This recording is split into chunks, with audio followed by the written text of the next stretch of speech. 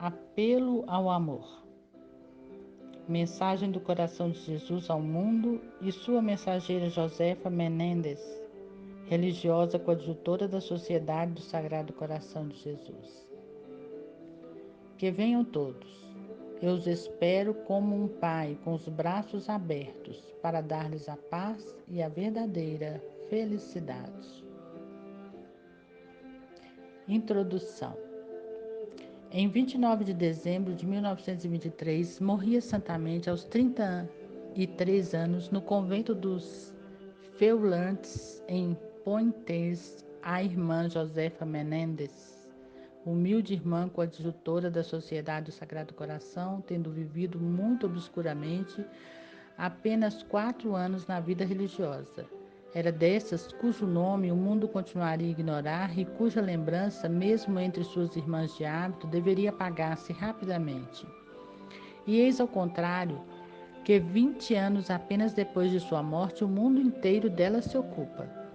Dos confins da América, da África, da Ásia, da Oceania, é invocada com fervor, e se escuta respeitosa e recolhidamente a mensagem que pelo coração de Jesus foi encarregada de transmitir aos homens. O cardeal Pacelli, hoje gloriosamente reinante sobre o nome de Pio XII, dignou-se numa carta prefácio recomendar a todos a sua leitura. 5 anos depois, reclama-se insistentemente uma biografia completa. Deseja-se conhecer em todos os seus pormenores esta vida tão rica e tão escondida, em que a própria pobreza do quadro humano vivamente põe em relevo o esplendor da ação divina. Essa segunda edição, completíssima, responde a tão justos desejos, redigida segundo as próprias notas da irmã Josefa, escritas dia a dia por obediência e confirmadas pelas preciosíssimas recordações das testemunhas de sua vida, a superiora e assistente da casa, de Poitiers. Seu diretor oferece ela a máxima garantia. Abri-la-emos com ardente curiosidade, lê-la-emos com emoção e admiração, e fechá-la-emos com vontade enérgica de nos tornarmos melhores e de amarmos, afinal, esse Deus que tão grande amor manifesta à sua criatura. Pois tudo aí fala da maravilhosa providência que o amor de Deus exerce sobre o homem. A Sagrada Escritura nele representa, nos Salmos, seguindo com vigilância sempre alerta os filhos dos homens, prescrutando-lhes atentamente as ações e respondendo-lhes aos mínimos gestos de oração. Inclinando com amor sobre seus filhos revoltados, fala-lhes desde o princípio pela voz de seus prodígios e de seus profetas, até o dia em que, encarnando-se ele próprio e humanando-se no seio da Virgem Maria, veio dizer aos homens em linguagem humana o grande amor que lhe enche o coração. E Jesus, o Verbo encarnado, transmitiu aos homens na sua integridade a mensagem que ele próprio recebera do Pai. Nada há a acrescentar ao que disse Jesus Cristo, e com a morte de São João, o último apóstolo, a revelação divina ficou encerrada e selada. No decurso dos séculos, apenas se tornará mais explícito o seu conteúdo. É, porém, insondável em riqueza. É tão rico e os homens, sob o ponto de vista religioso, tão desatentos e superficiais que não sabem ver a fundo este evangelho que precisa ser penetrado. Assim como outrora, na antiga lei, enviava Deus profetas para reavivar a fé e a esperança de seu povo. Assim suscita Cristo, de tempos em tempos, almas às quais confia a missão de explicar aos homens suas palavras autênticas e de revelar sua profundeza e sentido escondido. Outrora, na manhã de Páscoa, foi a Maria Madalena quem encarregou de levar aos apóstolos a notícia de sua ressurreição gloriosa.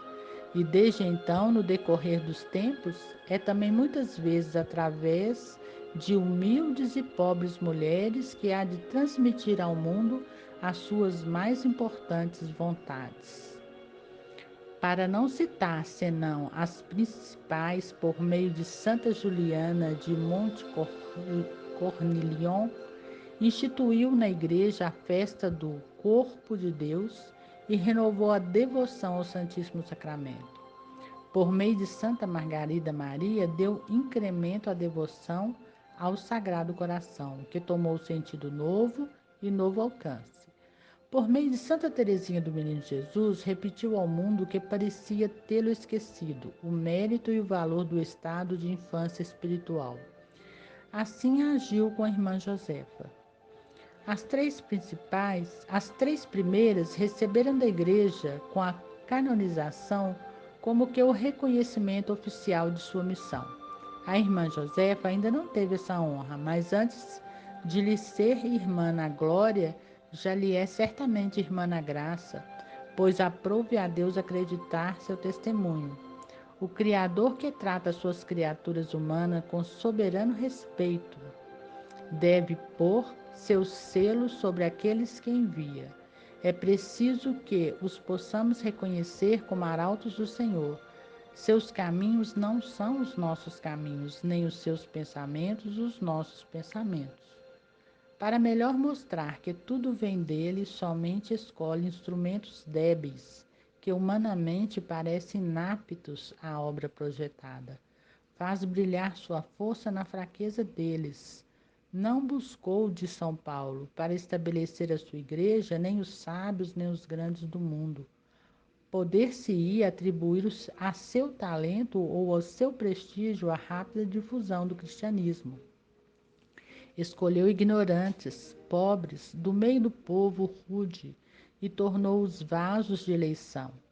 E para que a grandeza de sua missão não os ofuscasse e não os induzisse em tentação de orgulho, aprouve-lhe pôr-los constantemente diante do seu próprio nada, de sua miséria inata, de sua fraqueza.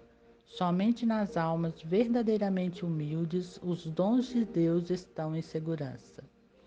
Tal é o caminho providencial. Sobre o nada é que Deus coloca sua glória. Se eu pudesse encontrar alguém mais miserável que tu, dizia a Santa Margarida, tê-lo-ia escolhido. A irmã Josefa ouvirá frequentemente as mesmas palavras.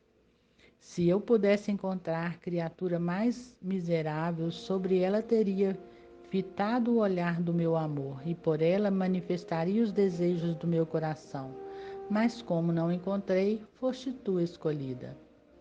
E pouco depois acrescentará: escolhi-te porque, sendo inútil e desprovida de tudo, se veja que sou unicamente eu quem fala, quem pede, quem age. A demora que havia protelado a realização de sua vocação e que poderia ter levado a duvidar a priori de sua força de alma, a humilde categoria que tinha em seu instituto, sua situação de simples noviça, o lugar secundário em que colocava seu amor à vida oculta, a dificuldade que sempre teve para exprimir-se em francês, parecia certamente obstáculos insuperáveis. Eis, porém, justamente o sinal divino. Aquela humilde noviça, a quem uma extrema sensibilidade de oração, de coração, tornava tão frágil na luta, mostrar-se-á de forma invencível. No deslumbramento das revelações divinas, se refugiará em seu nada. Quanto mais Deus dela se aproxima, mais a veremos abaixar-se. Apesar da evidência da ação de Deus, receará sempre enganar-se e enganar os outros. Suas superioras não terão filha mais maleável, mais dócil, mais respeitosa da autoridade, mais desejosa de sua vigilância, mais pronta a sacrificar-se. Em sua piedade, como em sua maneira de ser e de proceder, nada é exagerado, tudo simples e sincero. Seu pensamento é perfeitamente são, tem sentido de moderação e de ordem. O divino que carrega em si e cujo peso sente fortemente, sobretudo em certas horas, os tormentos inexplicáveis que dele provêm não lhe destroem o equilíbrio interior. E é todo este conjunto, como também a energia sobre-humana com que suporta provas e sofrimentos, ultrapassando largamente os limites de suas pobres forças, que constituirão para seus superiores a melhor garantia da ação divina. O sinal da luei em ti, dissera Nosso Senhor a Josefa. Desconfiados e reservados, a princípio seu diretor e suas superioras tiveram afinal que render-se à evidência e crer em sua missão. Apelo ao amor. Mensagem do coração de Jesus ao mundo e sua mensageira Josefa Menendez. A missão de Josefa. Foi pouco a pouco que Nosso Senhor lhe revelou. Já muitas vezes lhe dissera que queria servir-se dela para realizar seus desígnios e para salvar muitas almas que tão caro lhe haviam custado. A 24 de fevereiro de 1921, à noite, na hora santa, o apelo é renovado de modo mais explícito. O mundo não conhece a misericórdia do meu coração, diz Nosso Senhor a Josefa. Quero servir-me de ti para torná-lo conhecida. Quero-te apóstolo de minha bondade e minha misericórdia. Eu te ensinarei. Tu esquece-te a ti mesma. E como Josefa lhe exprimisse teus temores, ama e nada receis. Quero que não queres, mas posso que não podes. Não te pertence escolher. Abandona-te. Alguns meses mais tarde, na segunda-feira, 11 de junho de 1921, poucos dias depois da festa do Sagrado Coração, em que recebera graças abundantes, Nosso Senhor citou-lhe: recorda minhas palavras e crê nelas. O único desejo do meu coração é aprisionar-te e afogar-te em meu amor. Fazer de tua pequenez e de tua fragilidade um canal de misericórdia para muitas almas que se salvarão por teu intermédio. Mais tarde descobrir-te-ei os ardentes segredos de meu coração e servirão para o bem de almas numerosas. Desejo que escrevas e que guardes tudo que eu te disser. Tudo se lerá quando estiveres no céu. Não são teus méritos que me inclinam a servir-me de ti, mas quero que as almas vejam como o meu poder se serve de instrumentos pobres e miseráveis. E como Josefa lhe perguntasse se deveria dizer mesmo aquilo à sua superiora, ele respondeu: escreve e lê-se-á depois de sua morte. Assim o desígnio de Deus torna-se definitivo. Escolheu Josefa ao mesmo tempo como vítima pelas almas e, em particular, pelas almas consagradas, e como anunciadora de uma mensagem de misericórdia e de amor que ele dirige ao mundo.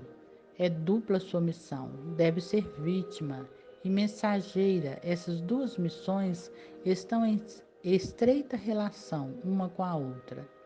É por ser vítima que é mensageira, é por ser mensageira que precisa ser vítima. A vítima. Uma vítima é essencialmente uma alma imolada e geralmente uma expiadora. Embora rigorosamente falando, qualquer um possa se oferecer como vítima para dar alegria e glória a Deus com seus sacrifícios voluntários. Na maioria dos casos, Deus só atrai a este caminho as almas a quem confia a missão de medianeiras. Devem sofrer e expiar por outros a quem sua imolação aproveitará. Será atraído sobre eles graças de misericórdia, seja cobrindo-lhes os pecados aos olhos da justiça divina.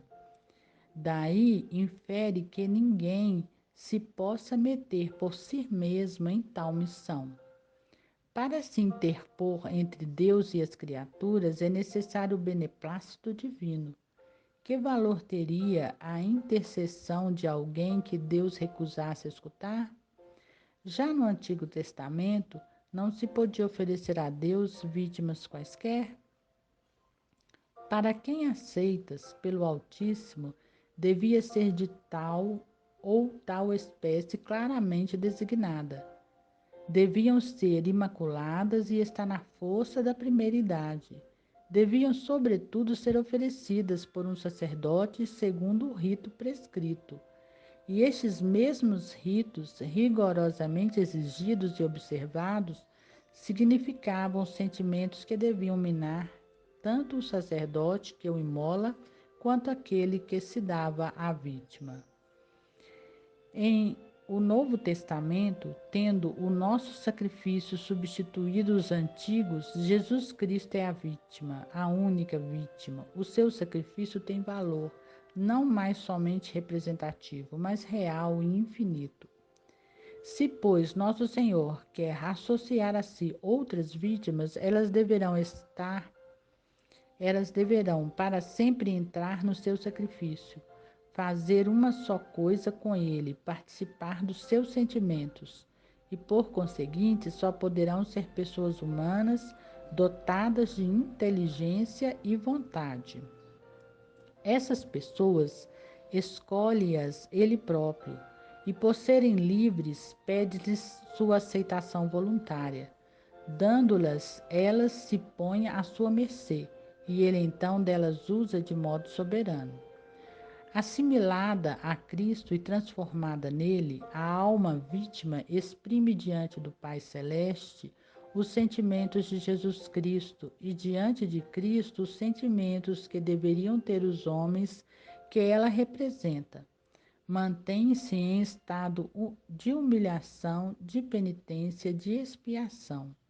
Justamente por causa de sua identificação com Jesus Cristo, participará intimamente da sua dolorosa paixão. Sofrer-lhe-ás os tormentos e as agonias em diversos graus e modos diferentes, mas em geral sobre-humanos. Expiando por certos pecadores claramente designados, sofrerá as justas penas de seus crimes, doenças, provas de todo gênero e mesmo perseguições do demônio, do qual se torna mero joguete. Foi o caso da irmã Josefa em raro grau. É vítima por desejo expresso de Nosso Senhor e sê-lo-á de maneira total, não somente quanto a todo o seu ser inteiramente voltado à imolação, mas segundo todas as modalidades que comportam os diversos atributos de Deus, aos quais foi especialmente oferecida. Santa Teresinha do Menino Jesus ofereceu-se como vítima ao amor misericordioso. Maria de Valés especializou-se como vítima oferecida à justiça e à misericórdia. O mesmo se dá com a irmã Josefa, e Nosso Senhor lhe detalha expressamente melhor do que fizera com Santa Margarida Maria. Escolhi-te como vítima do meu coração. 19 de dezembro de 1920. És vítima do meu amor. 2 de outubro de 1922 e 23 de novembro de 1920. De meu amor e de minha misericórdia. 30 de junho de 1921. Quero que sejas a vítima da divina justiça e o alívio do meu coração. 9 de novembro de 1920. Por todos esses títulos hás de sofrer.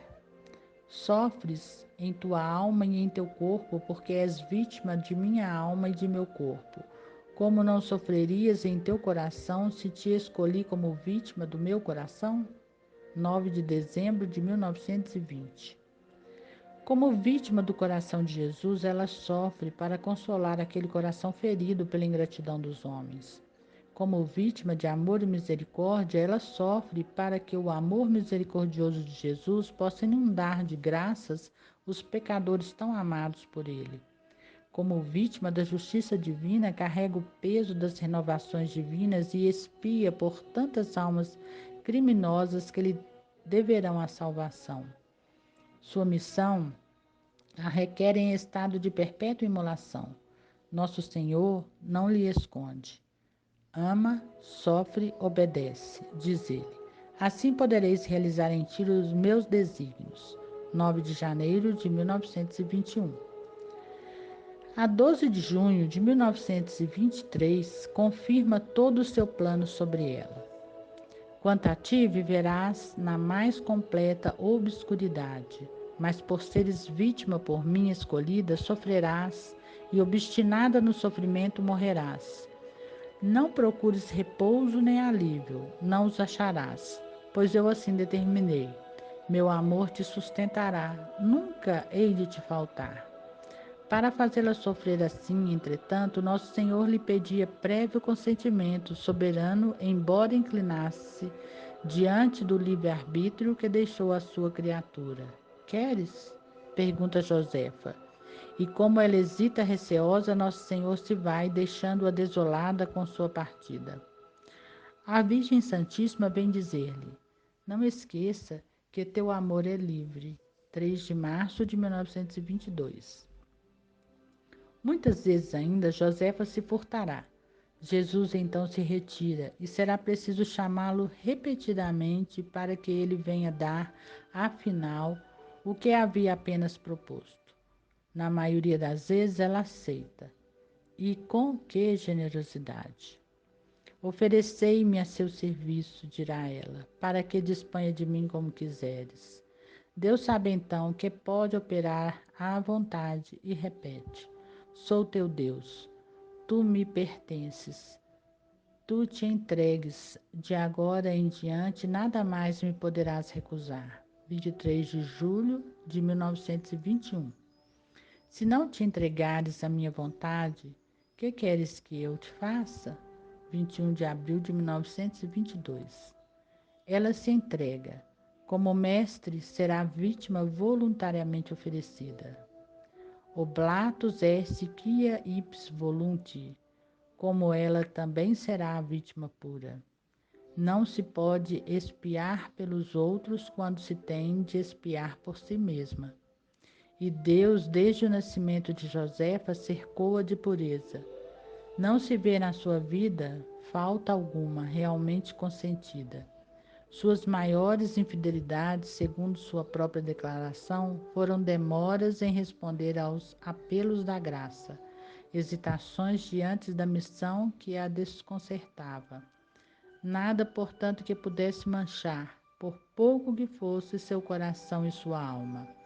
Nosso Senhor velava ciosamente por sua pureza de alma. Quero-te tão esquecida de ti mesma e tão abandonada à minha vontade, que não permitirei a menor imperfeição. Vem tu prevenir. Sem te prevenir, desculpa. 21 de fevereiro de 1921. Frequentemente, quando lhe pede que se ponha em estado de vítima, começa a conferir-lhe graça e purificação total. Agora sofre por mim, Josefa, mas antes deixarei cair sobre tua alma a flecha de amor que a purificará, pois é preciso que sejas pura como devem ser minhas vítimas. 17 de junho de 1923. Não encontrando obra de expiação a realizar o sofrimento que se lançar sobre esta pureza, irá levar a outras almas seus frutos de salvação. Como todas as vítimas autênticas, seus sofrimentos terão duplo caráter. Vítima escolhida pelo próprio Cristo para continuar a perfazer a sua obra redentora, Josefa deverá estar em união perfeita com Cristo Redentor e participar da sua paixão, suportando os mesmos sofrimentos que ele. E vítima expiadora dos pecados dos outros, seus sofrimentos estarão em relação com os pecados expiados. A participação nos sofrimentos de Cristo. Somente a paixão de Cristo é redentora. Para sermos purificados de nossos pecados e salvos, é preciso necessariamente entrar em contato com o sangue derramado do Cordeiro. O grande grito de Jesus agonizante é um instante apelo a todo o gênero humano. Apresente-se todos em correr às fontes do Salvador, de onde dimanam, deve estar errada essa tradução, de onde dimanam todas as graças, de onde vêm todas as graças. Com as almas que correspondem a este apelo, o contato vivificador se estabelece imediatamente. Outros, em grande número, desgraçadamente, ficam voluntariamente afastados. Para atingi-los, Cristo servir-se-á de outras almas que transformará em canais de suas misericórdias, ramos entre todos fecundos da vinha mística, carregados de seiva por estreito contato com a cepa divina, elas se solidarizam com os pecadores, constituindo-se responsáveis por suas faltas. Assim sendo, uma só coisa com Cristo, nelas e por elas se faz o contato de graça. São as almas vítimas. Para bem preencher este papel, é preciso que estejam identificadas com Cristo crucificado, que seus corações batam plenamente em uníssono com o seu, e ele, para delas fazer suas imagens vivas, escruta-lhes no mais profundo da alma, do coração e do corpo, sua dolorosa paixão. Nessas almas renovará ele todos os seus mistérios. Como eles serão contraditas, perseguidas, humilhadas, flageladas, crucificadas, e que não fizerem os homens, o próprio Deus completará por meio de dores misteriosas, agonias, estigmas, que as tornarão crucifixos vivos. Facilmente se adivinha o poder de intercessão e de mediação que tem junto a Deus almas tais, quando nelas se através delas clama ao Pai aquele sangue precioso de Cristo, infinitamente mais eloquente que o de Abel. Em certos pontos, porém, como São Francisco de Assis, por exemplo, parece que a paixão neles se detém e tem por fim torná-los cópias perfeitas do crucificado. Deus lhes responde assim ao amor, fazendo-os participar física e moralmente as dores de seu Filho bem-amado. Nas vítimas expiatórias, há mais ainda, são como que expropriadas em benefícios de outrem. A paixão de Cristo, depois de as ter marcado com seu vínculo, passa por elas para exercerem outras almas, pelas quais expiam os frutos de salvação. São, pois, portadoras da graça do Calvário. São as corredentoras no sentido mais estrito da palavra. O amor do próximo as unge, sua missão é diferente das outras. Naquelas, Deus se compraz com o amor que para na contemplação e se imobiliza na glória, dada assim a sua infinita perfeição. Quanto às corredentoras, Deus lhes descobre na contemplação a imensidade de seu amor pelas almas e sua dor pela perda dos pecadores. Esta vista lhes estraçalha o coração. Seu desejo de consolar Jesus não se contenta em lhes repetir seu amor, mas excita-lhes o zelo. Precisam, seja o preço que for, fazer as almas a Cristo e esse próprio Cristo acender-lhes cada vez mais o zelo. Comunica-lhes seu ardente amor pelas almas e desde então elas amam com o coração dele. Este amor lhes dá uma força sobre-humana, bem estrita pela própria Josefa. Há 15 ou 20 dias minha alma tem atração pelo sofrimento. Outrora tudo me fazia medo. Quando Jesus me dizia que me escolhera como vítima, todo o meu ser estremecia. Agora, ao contrário, há dias em que sofro tanto que, se ele não me sustentasse, eu não poderia viver assim, pois não tenho um só membro poupado.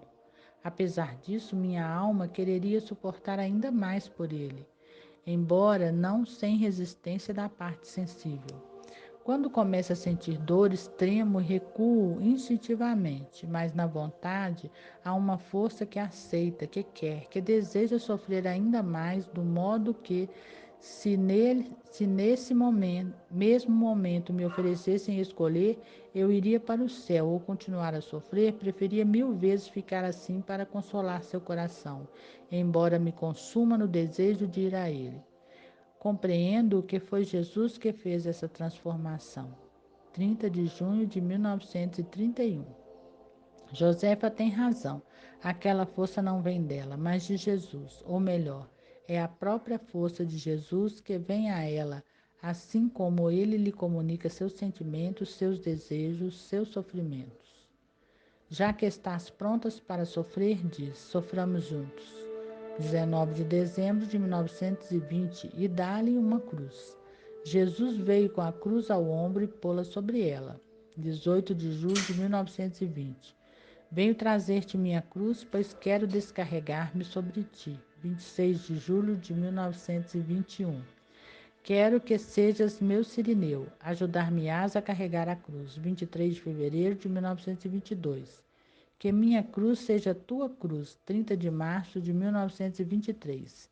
E aquela cruz que inúmeras vezes lhe põe aos ombros, Josefa conserva durante horas, noites, dias inteiros. Confia-lhe a coroa de espinhos que traz durante longos períodos, não sabendo como ele onde repousar a cabeça dolorida. Deixar-te-ei minha coroa. Não te queixes deste sofrimento. É uma participação do meu. 26 de novembro de 1920. Minha coroa, eu mesmo com ela te cingirei a fronte. 17 de junho de 1923. Faz-lhe sentir a ferida do seu lado. Essa dor, diz-lhe Santíssima Virgem, a 20 de julho de 1921, é uma centelha do coração de meu filho. Quando doer mais fortemente, é sinal de que esta hora uma alma o fere profundamente. Quer que ela sofra dor dos cravos nas mãos e nos pés. Vou dar-te nova prova de amor. Hoje partilharás a dor dos meus cravos. 16 de março de 1923. E na Sexta-feira Santa, 30 de março de 1923, ela padece verdadeira crucificação. Põe tuas mãos sobre as minhas mãos, teus pés sobre os meus pés, a fim de te unires intimamente à minha dor. Sofram teus membros como os meus membros. Associa estreitamente aos sofrimentos de sua alma e de seu coração. Em todas as sextas-feiras, principalmente nas primeiras de cada mês, hei de te dar parte da amargura do meu coração, e sofrerás de maneira especial os tormentos da minha paixão. 4 de fevereiro de 1921. A 1º de março de 1922, aparece-lhe com um semblante ensanguentado. Aproxima-te, repousa neste coração, participa de sua amargura. Aproximou-me de seu coração e minha alma se encheu de angústia e de amargura, tal que não posso explicar. E como Jesus é pelos outros que sofre assim, quero que todo teu ser sofra para me ganhar almas. 21 de dezembro de 1920. Tenho uma alma que me ofende. Não temas que te sentires desamparada, pois dar-te-ei participar na angústia do meu coração. 13 de setembro de 1921. Guarda minha cruz até que aquela alma conheça a verdade. 24 de março de 1923. Toma a minha cruz, meus cravos, minha coroa, eu irei procurar as almas. 17 de junho de 1923. Bastam esses poucos exemplos, encontram-se em profusão no decorrer deste livro. Vítima expiatória, Josefa participa de todas as dores de Jesus. Traz incrustada em seus membros como em seu coração a inalterável paixão. Torna-se uma só coisa com Cristo crucificado. Suas angústias a torturam, seus desejos a consomem. A sede ardente da salvação das almas levam-a a oferecer-se para todas as reparações e expiações. As perseguições diabólicas. Aceita Deus que todos os lados sobre ela se lancem provações. Faltou-lhes talvez o que provém da doença, mas pode-se lá saber, ela nunca se queixava. E que vem dos homens, Sua vida familiar, tanto quanto sua vida religiosa, poderiam parecer isentas das grandes contradições que assinalam a vida de uma Santa Margarida Maria. Em compensação, mais que muitas outras, foi entregue à fúria de Satanás, e não é de espantar. Há poucas vidas de santos em que ele não exerça seu maléfico rancor. Inimigo pessoal de Cristo, não podendo atingi-lo na glória do céu, emprega todos os recursos de sua poderosa atividade em estorvar a obra divina no mundo. Quanto mais cara é uma alma a Cristo, tanto mais escarniçado é o inimigo em sua perda. Sem dúvida, com orgulhoso desejo de aumentar o número de seus desgraçados súditos, mas também com o perverso intuito de arrebatar a Cristo almas amadas, pagas com o preço de seu sangue. Ataca, pois, de preferência os santos e os consagrados, que quer corromper, seduzir, desonrar. Odeia mais que as outras as almas redentoras. Josefa era-lhes, pois, especialmente abominável. Por amor a Jesus, fizera alegremente os 3 sacrifícios que mais lhe custavam: mãe, irmão e pátria. Oferecera-se pela salvação dos pecadores e era destinada a arrebatar grande número ao inferno. Portanto, veremos Satanás erguer-se-lhes no caminho e torná-la seu joguete. Deus deixa-lhe maior poder sobre as almas expiadoras. Não está na lógica de sua vocação? Tomando por sua conta os pecados dos outros, estas almas aceitam por isto mesmo arcar com as consequências. Ora, consentindo no pecado, o homem queira ou não, tenha consciência ou não, dá ao demônio quanto poder sobre si, poder de sedução e de dominação. Isto pouco se percebe, em geral porque o demônio é hábil em dissimulá-lo para não inquietar a alma. Ele reforça a natureza pervertida através da qual se obriga e de lá sobre a qual se abriga e de lá multiplica ocasiões de pecado e entorpece a alma com moral sonolência. Mas quando alguma alma vítima se substitui ao pecado, o demônio esbarra em uma vontade que lhe resiste obstinadamente. Impotente de fazê-la pecar, vinga-se com furor, usando para isso do poder que lhe pertencia sobre o próprio culpado. E Deus o permite primeiramente para que se torne patente a existência do demônio, que muitos põem em dúvida, pois ele existe, tanto quanto o inferno, que se quereria esquecer ou sepultar no silêncio. É certamente um ser real, e em sua conduta, como com os santos, aparece com toda a maldosa perversidade da sua natureza. E se já é tanta sua crueldade para com almas sobre as quais não tem, apesar de tudo, senão poder muito limitado, como não será a que exerce sobre os condenados que estão sob o seu domínio? Quem ousará dizer que essa lição é inútil na hora atual, principalmente? Deus quer em seguida confundir o orgulho do príncipe das trevas. Apesar de todo o seu poder e do seu esforço escarniçado, nada adianta e só consegue derrotas. Daí, grande glória se dá a Deus. Assim se deu com a irmã Josefa. Por todos os meios pretenderá ele enganá-la, disfarçando-se em anjo de luz e tomando mesmo as feições de Jesus Cristo. Mais frequentemente, porém, é martirizando-a que tentará desviá-la do caminho em que ela lhe rouba tantas almas. Nesta luta corpo a corpo, que põe em jogo a fraqueza humana e o poder satânico, Deus intervém para aumentar a constância da alma, comunicar-lhe energia indomável que a torna superior a qualquer sofrimento. A força do demônio se despedaça contra a fragilidade de Josefa. Com a ajuda divina, ela o nada, a miséria, como lhe chama Nosso Senhor, triunfa do forte amado. Mas quando não teve ela que suportar, desde o postulado são bordoadas com as quais mão invisível a acabrunha dia e noite, sobretudo quando reza e declara sua vontade de se manter fiel. É violentamente arrebatada da capela ou fica impossibilitada de lá entrar. Depois sucedem-se aparições do demônio sob aspecto de cão repugnante, de serpente, ou mais terrível ainda, sob a forma humana.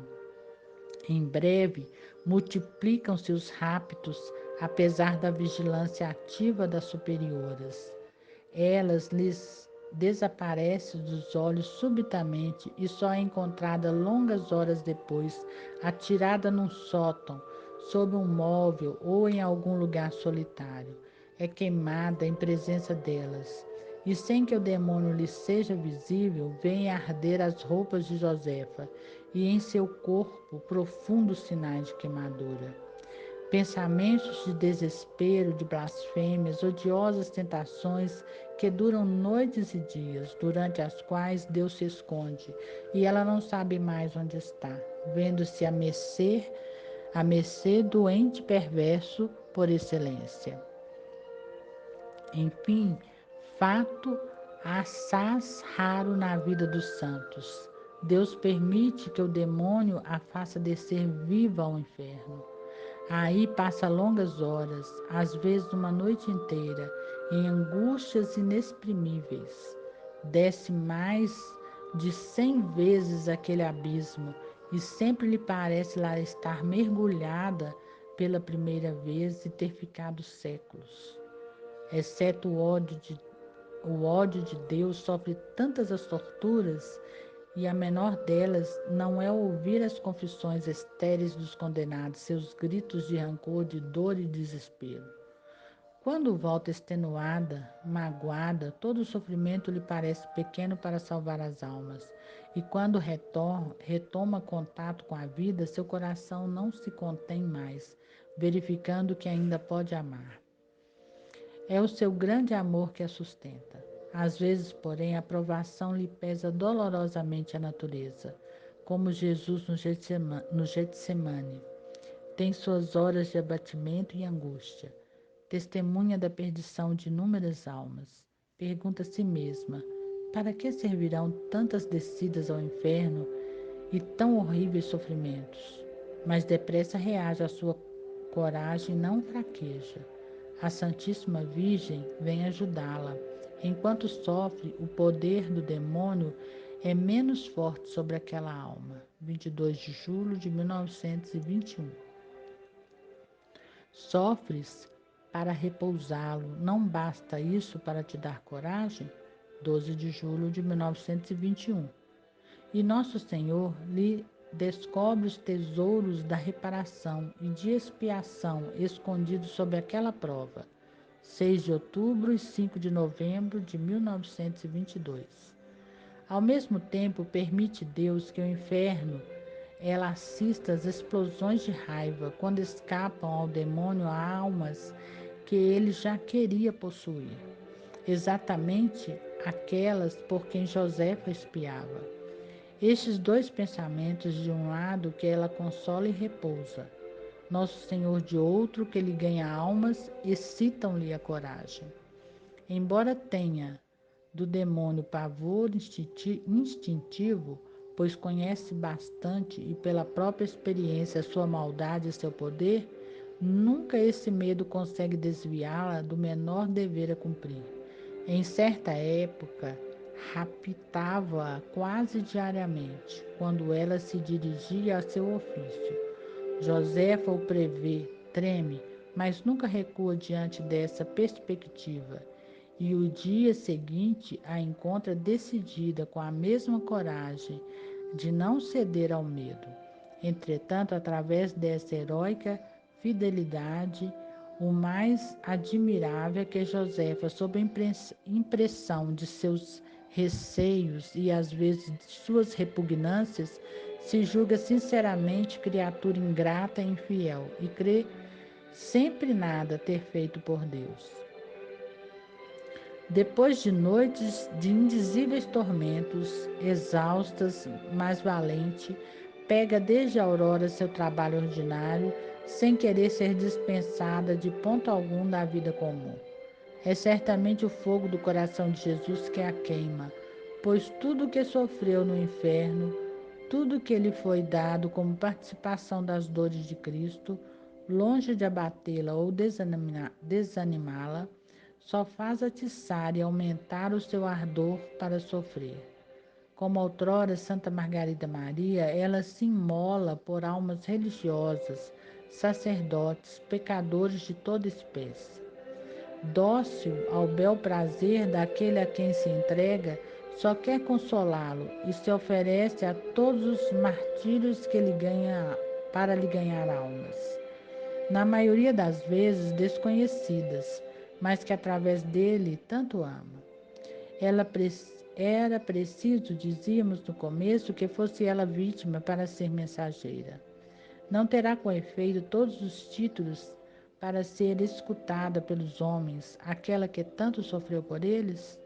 E aquela que tão bem conhecia o amor do coração de Jesus pelas almas, não estará mais que qualquer outra indicada e qualificada para transmitir ao mundo sua mensagem de amor e misericórdia? A mensagem, sua substância. É de fato uma mensagem de amor e de misericórdia. Em lugar algum é dado por inteiro, mas encontra-se fragmentos dela em quase todas as páginas do livro. Os pontos essenciais são frequentemente repetidos sob formas pouco diferentes. Eis o resumo sucinto. Primeiramente, é o coração de Jesus e a sua excessiva caridade pelos homens que estão postos em relevo de maneira notável. É como que nova revelação do Sagrado Coração, vindo confirmar de sobre alguns pontos, perfazer e aperfeiçoar a que outrora recebeu de Santa Margarida. Desde 1675, passaram mais de 2 séculos e meio. Surgiram novas correntes de devoção na Igreja. Pareceria haver regresso na devoção ao Sagrado Coração, ou dela menos compreensão. Muita gente parece considerá-la mutilação da devoção ao Cristo total, ou devoção feminina, onde o sentimento, ou melhor, a sentimentalidade, tem a parte demasiadamente grande. Contra tais impressões tão falsas, reage fortemente Nosso Senhor. É seu próprio coração de carne transpassado pela lança que aparece aos homens. Seu coração tão amante e tão pouco amado, e cuja chaga, tendo ficado aberta, clama imenso amor. Esse amor, como todo amor verdadeiro, anseia por receber resposta, principalmente porque esta resposta, tão justa, tão natural, que ele exige, é para os homens o único meio de serem felizes cá na terra e de alcançarem a eterna ventura. Se não a quiserem dar, meditem no terrível inferno que os espera. E o coração de Jesus lança, por meio de Josefa, um grande apelo ao amor do mundo.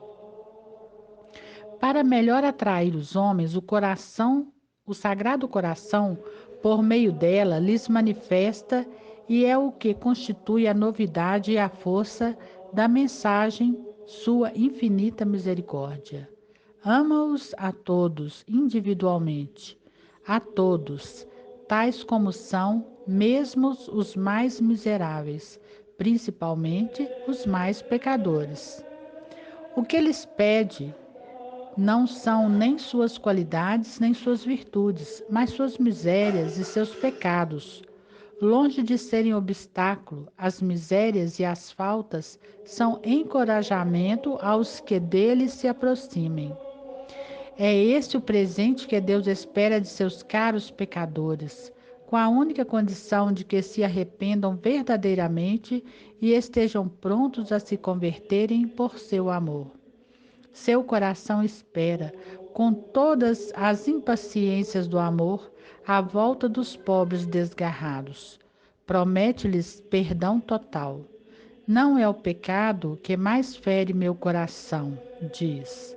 O que dilacera é não virem as almas refugiar-se em mim depois de o terem cometido. 29 de agosto de 1922. O que ele quer, o que ele ardentemente deseja, é confiança em sua bondade e sua misericórdia infinitas. A seus consagrados, que ama com especial amor, Jesus dirige um apelo para que partilhem a sua vida redentora. Quer que lhes sirvam de intermediários para salvar as almas, e por isso pede a todos espírito de sacrifício no amor. Não exige grandes sofrimentos, em geral, mas ensina às suas almas escolhidas a importância das ações ordinárias, por mínimas que sejam, feitas em união com Ele, em espírito de imolação e de amor. 30 de novembro de 1922 e 2 de dezembro de 1922. Por outro lado, lembra o perigo dos pequenos relaxamentos, a ladeira fatal que pode arrastá-las a grandes infidelidades e expô-las ao castigo do inferno, onde sofrerão incomparavelmente mais que as almas menos privilegiadas. 3 de agosto de 1921, 12 de dezembro de 1922, 14, 15, 20 e 24 de março de 1923 e 4 de setembro de 1922. Reanimem as almas consagradas à sua confiança no coração de Jesus. Pouco me importam as suas misérias. O que quero que saibam é que as amo, com mais ternura ainda, se depois de suas fraquezas, de suas quedas, se lançarem humildemente em meu coração, então perdoo-as e sempre as amo. Não sabes, acrescenta, que quanto mais são miseráveis as almas, tanto mais as amo? E insiste ainda. Não quero dizer que a alma seja libertada de seus defeitos e suas misérias pelo simples fato de eu ter escolhido. Pode cair e cairá muitas vezes ainda. Mas se humilhar, se reconhecer o seu nada, se tentar reparar sua falta com pequenos atos de generosidade e amor, se confiar entregando-se de novo ao meu coração, dá-me mais glória e pode fazer mais bem à alma do que se não tivesse caído. Pouco me importa a miséria, o que peço é amor. 20 de outubro de 1922.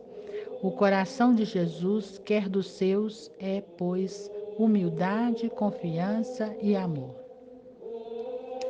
A todos, enfim, manifesta o clamor obstinado da paixão, apresentada ao mesmo tempo como sinal de seu imenso amor pelos homens e como única via de salvação. É sempre o coração de Jesus, doloroso e sofredor, que se revela. Exorta-nos a suplicar-nos, em nome de suas imensas dores, como é preciso que nos tenha amado para ter aceito tanto sofrimento. Mas, ao mesmo tempo, quão terrível é a desgraça daqueles que, por própria culpa, escapam a semelhante redenção. O homem pôs o pecado entre Deus e si mesmo, e desde então tornou-se intransponível o abismo. Então, entre o homem e Deus, Jesus põe sua dolorosa paixão.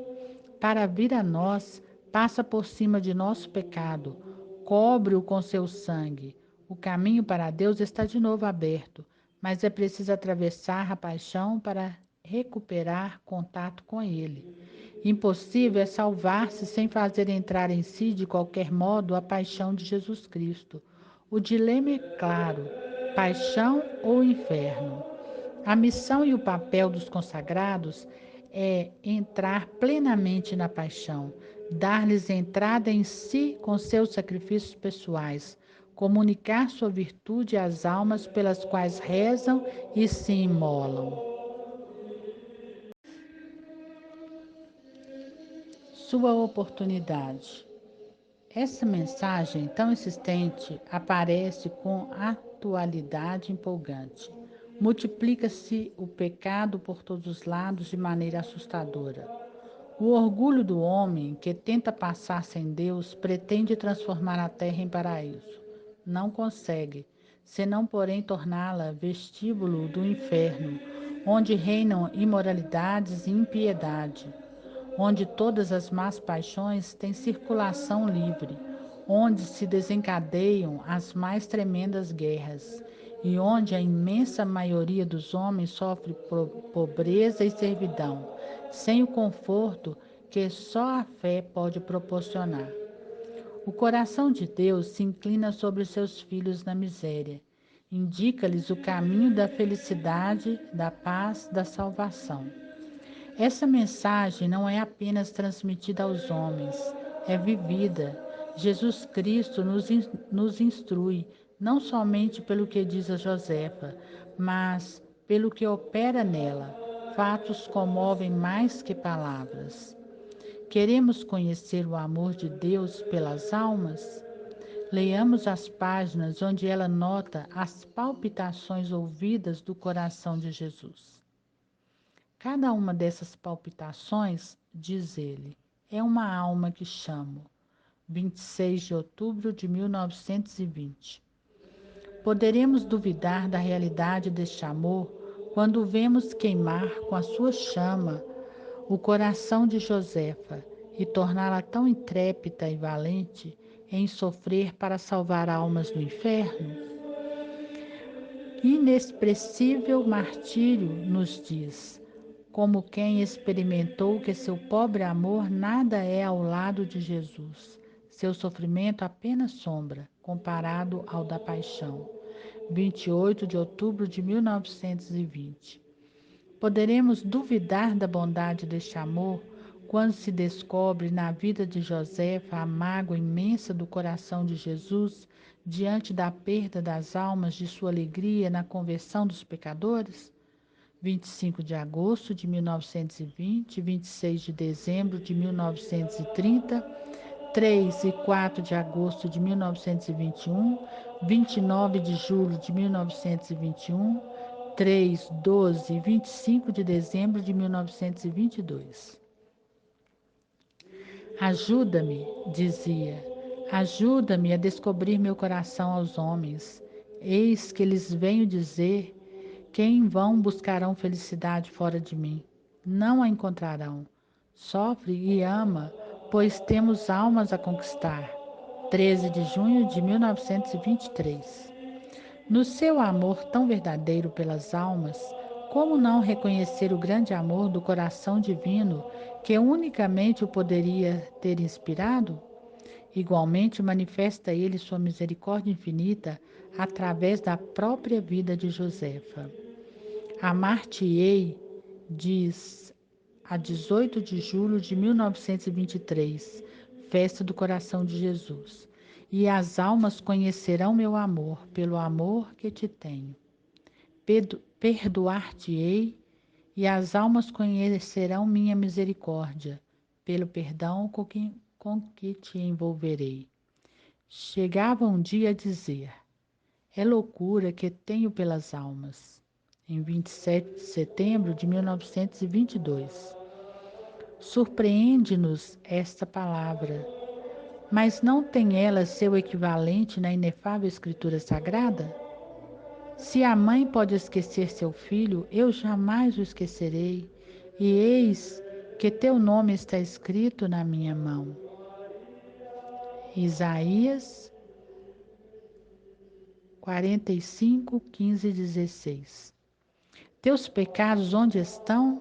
Joguei-os no fundo do mar. Ele me amou e se entregou a mim. Gálatas 2:20. Não é loucura? Quanto ao inferno e à sua realidade, que mensagem vivida pela irmã Josefa. Todos os sofrimentos da paixão que continuam nela, todas as perseguições do demônio e as descidas ao inferno só tem por fim arrebatar as almas à perdição e trazê-las à salvação de que se afastam, e o dogma da redenção e da comunhão dos santos em ação. Como não crer, de um lado, na existência do demônio, do inferno, do purgatório, de outro, na eficácia do sofrimento pelo próximo, quando lemos as páginas comovedoras em que essas grandes realidades sobrenaturais se inscrevem na carne e na alma de Josefa? O essencial da mensagem nada de novo nos traz. Descobre somente de maneira mais empolgante e mais clara o que já sabemos pela fé. Repito-o ainda, o que digo agora nada tem de novo, mas assim como a chama precisa de alimento para não se apagar, assim as almas precisam de novo impulso que as leve a progredir e novo calor que as reanime. 5 de dezembro de 1923. O que força este seu apelo transmitido pela humilde Josefa? Sua autenticidade. Portanto, como podemos averiguar, a mensagem não consiste apenas nas palavras confiadas a Josefa, está na sua vida toda inteira. E, de fato, por meio de sua vida, principalmente que nos fala a privilegiada do coração de Jesus, toda a sua existência é uma garantia maravilhosa da ação divina. Só ela ouviu as palavras de nosso Senhor. Só ela, por conseguinte, é testemunha. Mas sua vida é testemunha da verdade da mensagem. Sua vida que foi vista, seguida de perto por testemunhas qualificadas. Estas podem dizer-nos tanto a incontestável virtude da pequena e obscura mensageira do amor infinito, quanto a realidade de seus estados sobrenaturais de que teriam prova palpável. Sua virtude foi sempre admitida, sem contestação, pelos que com ela conviveram, não que se impusesse por exterior brilhante. Josefa foi sempre mais imitável do que admirável.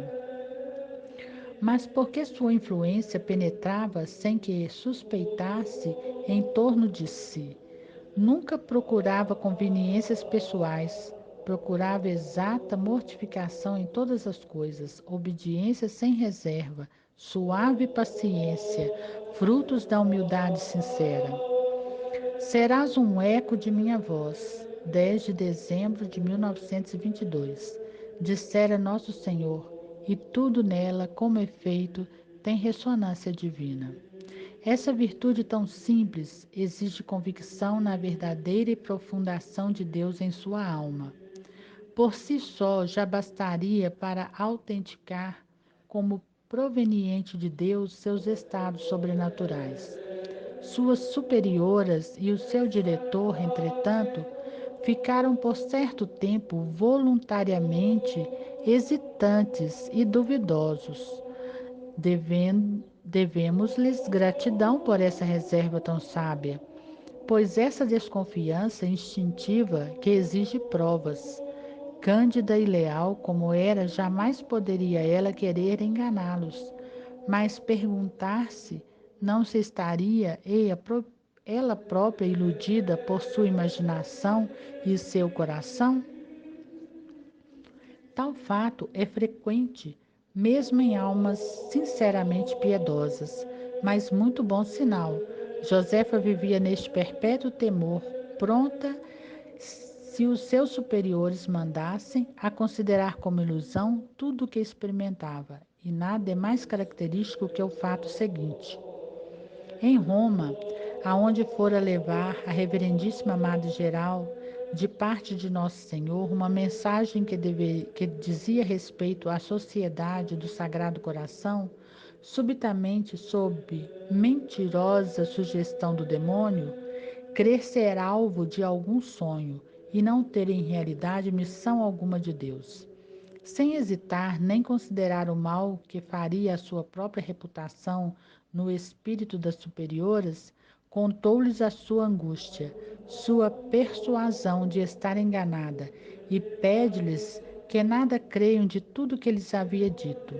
Esta tão humilde preocupação de verdade em momento semelhante atesta por si só a veracidade de Josefa.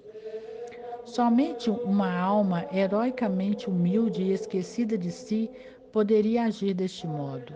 O mesmo timbre de sinceridade ressoa em seus escritos. Por ordem de Nosso Senhor e da Santíssima Virgem, põe os superiores a par de tudo. Deves escrever, dissera o mestre. Sem dúvida, quer com isso que nada se perca de suas palavras, mas pretende também assegurar, por este meio, a vigilância sobre os mínimos efeitos e gestos de Josefa e dar-lhes mais crédito aos olhos de todos. Ora, nestes escritos, nada de inútil, nada de falso, nem de simplesmente equívoco, nada que a ponha em relevo ou possa atrair a menor sombra de vaidade. Tudo aí é justo, moderado, comovedor, santo. Seus estados sobrenaturais não escapam à mesma fiscalização. Quando ela desce ao inferno ou volta aos seus êxtases, estão as madres, uma de cada lado, velando atenta e maternalmente, até sua volta à existência, e escrevendo as palavras ditas durante estas horas emocionantes. Quando entra em contato com o purgatório e toma conhecimento de nomes, lugares e datas da morte de almas que lhe reclamam o auxílio, essas indicações se revelam sempre exatas, todas as vezes que é possível averiguá-las. Nem tampouco dúvida alguma pode subsistir quando ao fato de raptos de Josefa pelo demônio. Efetuavam-se sob os olhos das superiores, impotentes para impedi-las, mesmo quando o fato das queimaduras surpreendidas em flagrante em sua carne se verificadas nos pedaços de roupa chumascada que ainda hoje se conservam. Mais conveniente, porém, é que todo esse sobrenatural diabólico capaz de desnortear a imaginação, visões do demônio descidas ao inferno, não perturba nem sua calma, nem seu perfeito equilíbrio. É que o sobrenatural divino, com as privanças de amor recebidas da Santíssima Virgem de Nosso Senhor, que deveriam comover profundamente sua viva sensibilidade, deixam-na pacífica, silenciosa, sem mesmo aquela necessidade tão natural à alma de comunicar a outras sua emoção. Suas madres notaram-lhe a extrema discrição ao contar todos estes favores de que eram as únicas confidentes. E, finalmente, que todos esses sofrimentos que deveriam fazê-la gritar por piedade, noites no inferno ou sob o peso da cruz, dor pungente da coroa de espinhos, etc., não conseguem senão dar-lhes novo ardor para sofrer ainda mais, por amor do coração de Jesus e pela salvação das almas, que atesta nela a ação divina. Mesmo os fatos mais estranhos têm um enfim e uma significação. Não há pormenores inúteis, não há revelação nem palavras que não sirva para salientar com mais força alguma verdade dogmática, ou que não leve a maior penetração ao coração de Jesus em seu amor, no preço das almas.